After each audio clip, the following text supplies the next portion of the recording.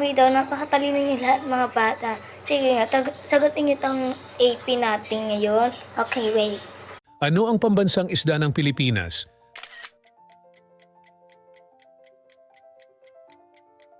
Tamang sagot A. Bangus. Anong kulay ang pambansang kulay ng Pilipinas?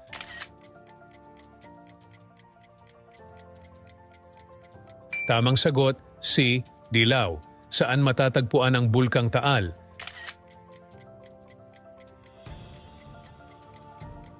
Tamang sagot A. Batangas. Sino ang unang presidente ng Pilipinas?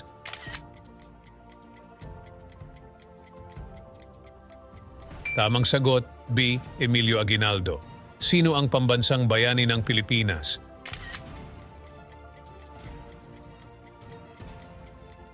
Tamang sagot A. Jose Rizal. Saan matatagpuan ang Chocolate Hills?